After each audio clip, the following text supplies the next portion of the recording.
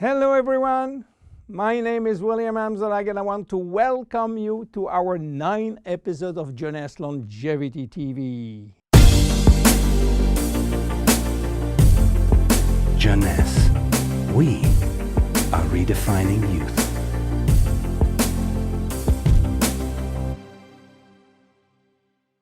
Obesity, or should I say globesity. Today, obesity is a worldwide epidemic disease. There is an outrageous eruption of a worldwide obesity even in the countries where not so long ago famine was the #1 health issue.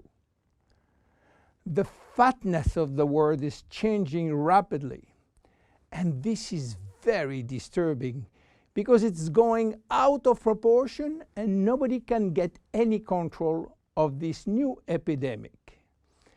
Many children become obese and then become obese adults.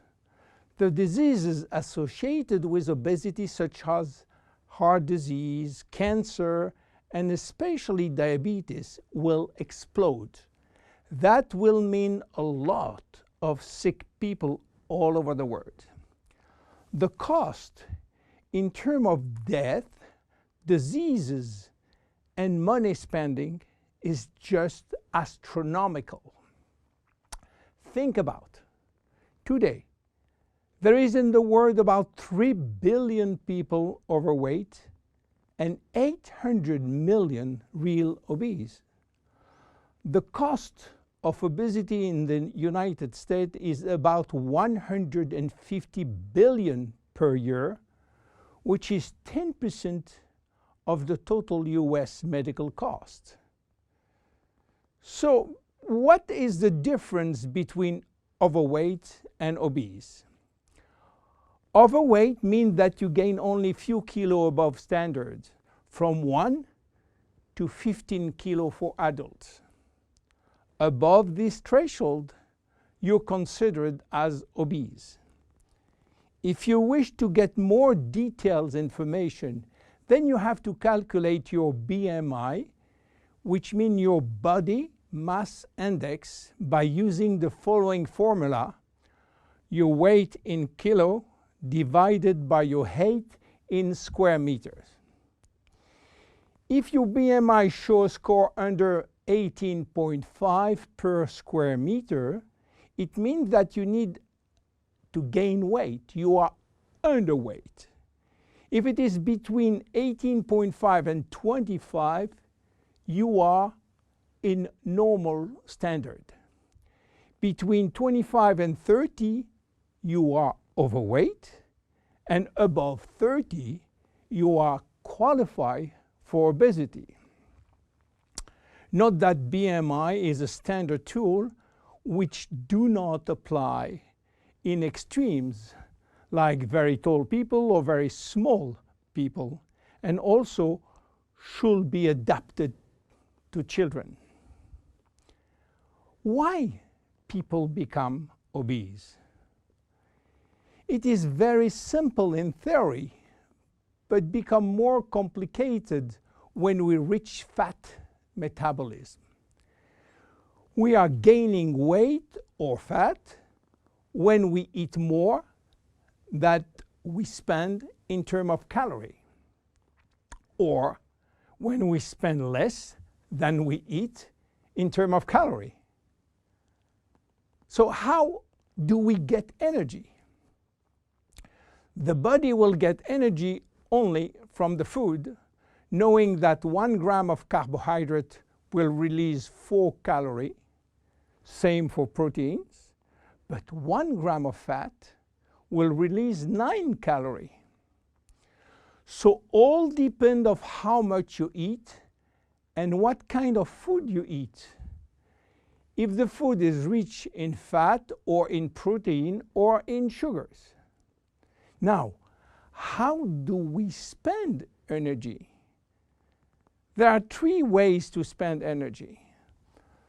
The first one is what we call basal metabolism, which is the necessary energy required to get our body working and all our million of chemical reaction working and working properly. This requires approximately 1 calorie per kilo and per hour.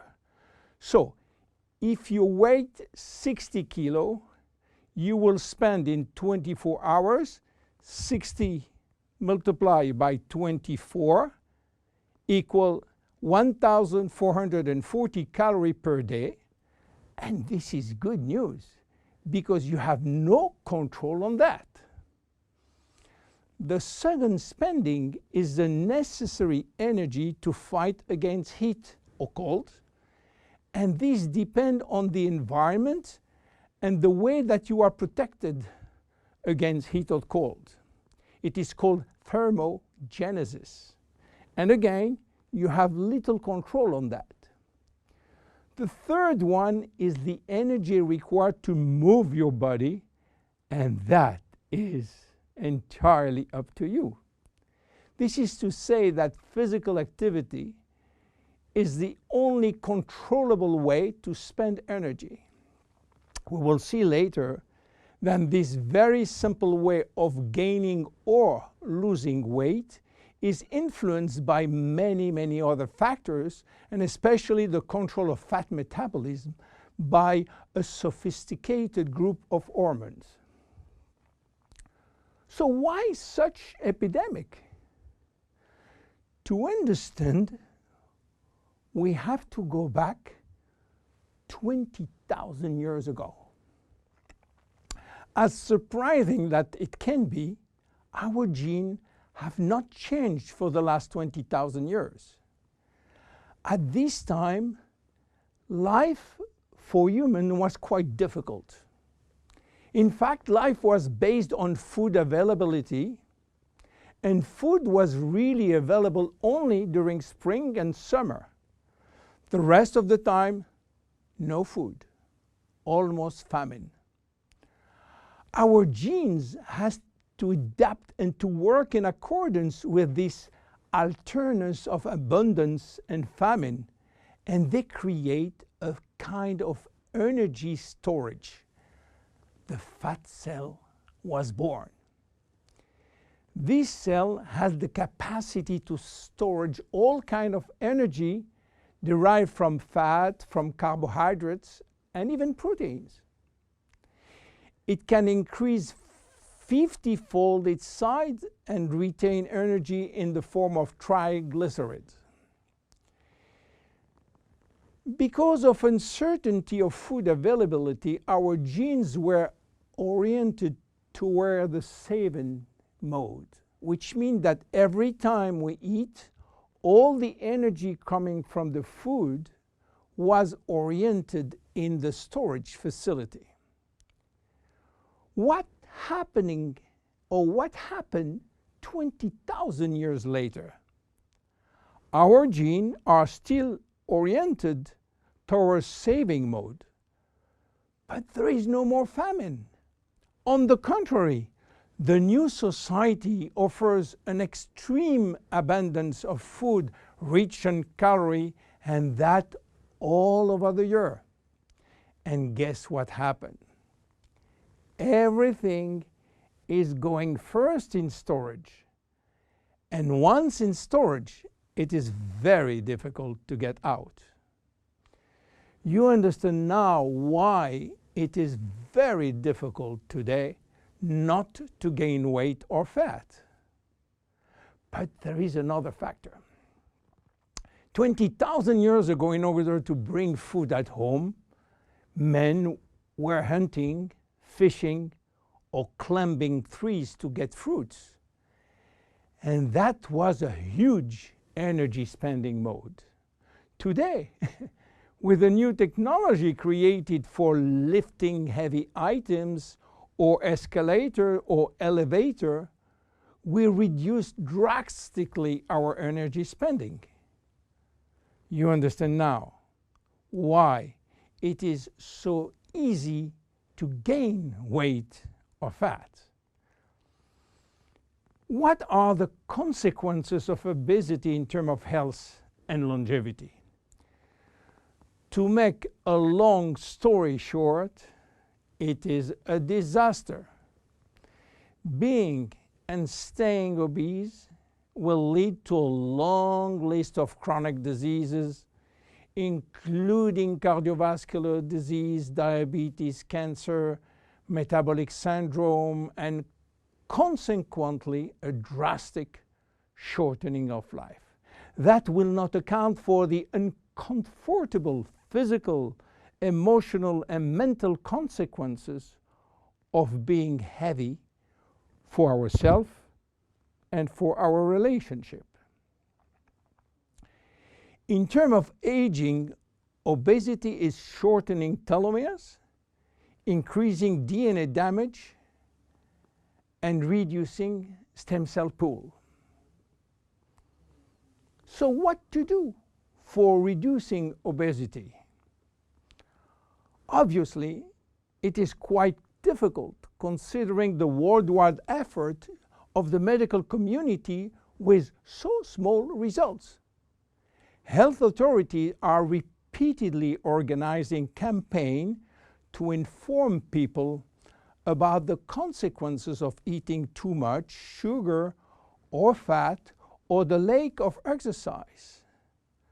But the food industry until now do not help and still putting on the market food rich in bad sugar and bad fat. The first step is to be convinced that improving your lifestyle, which means improving your nutrition, your physical activity, managing your stress and your emotion, in order to stop impulsive eating, will be a very good action to preserve your life and your longevity. The second step will be to use specific food supplements to help managing your fat metabolism and rebuild the muscles that you lose when lacking exercise. This is why Jeunesse decided to create a new line of product specially designed to counteract craving, to help fat metabolism, and to reduce muscle loss. Be with us in our next episode dedicated to the Zen Body line. My name is William Amzalag, and I will see you on our next episode. Thank you.